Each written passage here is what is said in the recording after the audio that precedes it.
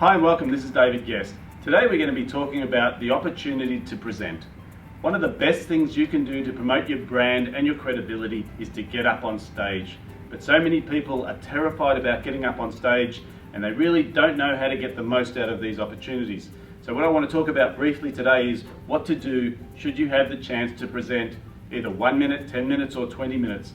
Now one of the things most people do use in a presentation is PowerPoint, but be really careful because PowerPoint can take away your power and make you lose your point.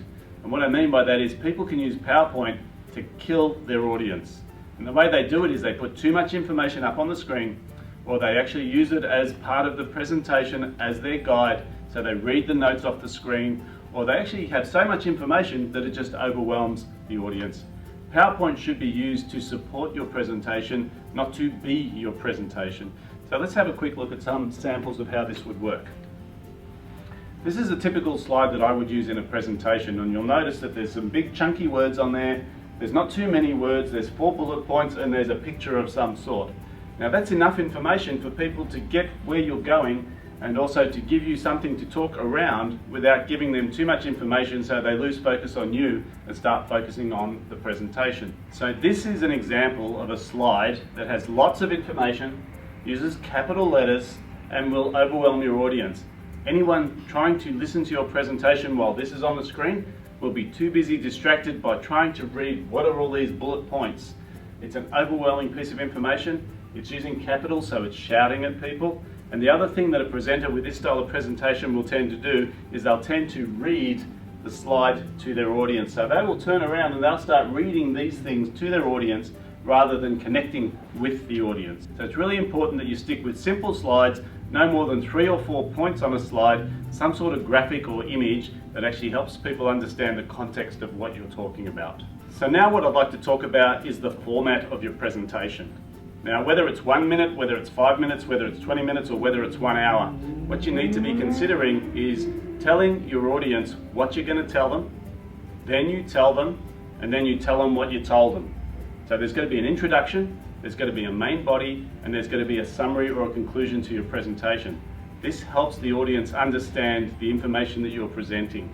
Now in that tell them what you're going to tell them part, that's where you do the introduction and you might talk about the purpose of your talk. So you might talk about the topic, or you might talk about what they're going to get out of the presentation, so that when you launch into the presentation, they now have a sense of where this presentation is going to take them. Make sure you have something at the end of your presentation, which is going to be either a call to action or something that leaves people remembering something particular about what your message was. So it might be a summary of the 3 key points.